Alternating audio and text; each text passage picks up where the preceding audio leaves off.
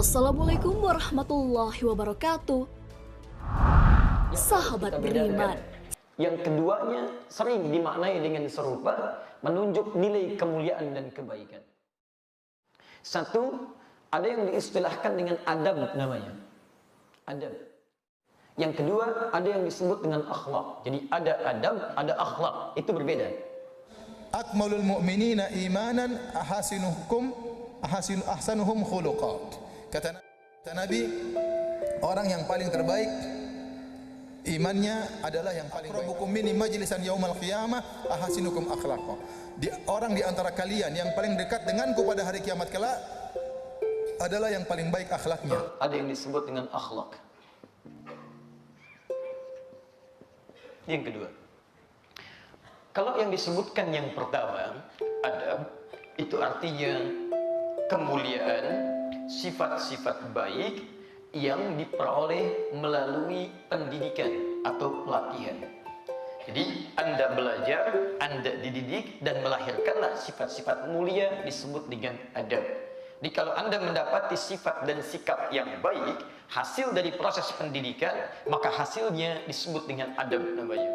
Contoh, di Jepang misalnya dididik dari sejak kecil, bahkan sejak TK ke SD, SMP dan seterusnya. Dididik dipertahankan sifat kejujuran. Bagaimana dilatih untuk jujur, dilatih untuk disiplin. Diterapkan itu ketika mereka beraktivitas dewasanya. Bekerjanya jujur, tidak menerima sogokan. Bahkan saking jujurnya dan disiplinnya, pernah satu kejadian Shinkansen, kereta api cepat, harusnya sampai jam 7, datangnya lebih awal, jam 7 kurang 1 menit.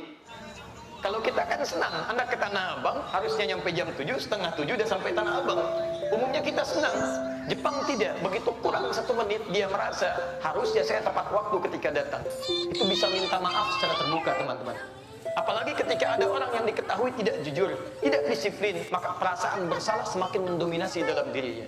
Nah, perasaan-perasaan kejujuran, kemudian disiplin yang lalu dipraktikkan dalam aktivitas hasil dari pendidikan, itu yang disebut dengan adab. Paham sampai sini? Baik. Akhlak itu berbeda.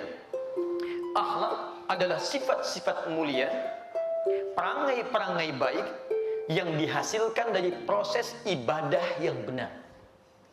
Saya ulang, sifat-sifat mulia, perangai-perangai baik yang hanya dihasilkan dari proses ibadah yang benar. Ini poinnya. Jadi kalau ada, jangankan orang Islam yang beriman, yang tidak beriman pun bisa beradab sepanjang dia mau belajar. Apa Anda kira yang sopan cuma orang Islam saja? Tidak. Non-Muslim ada yang sopan, non-Muslim ada yang jujur, non-Muslim ada yang sabar. Ada ketika dia belajar untuk mendapati itu. Bahkan sekarang luar biasanya, kadang-kadang konteks-konteks kebaikan itu digunakan pada yang salah.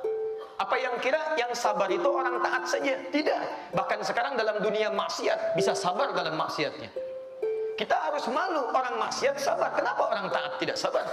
Saya sering ilustrasikan, ada 3 orang pencuri. Satu bosnya, yang kedua kemudian anak buah yang sudah agak lama, yang ketiga baru junior baru masuk. Begitu mau dites yang junior, nyuri motor Pak. Begitu mau nyuri agak kesulitan, dia bilang sama bosnya, bos susah. Kata bosnya, sabar. Anda bayangkan, orang maksiat bisa sabar. Kenapa Anda tidak bisa sabar dalam taat? Orang nonton bola bisa sabar.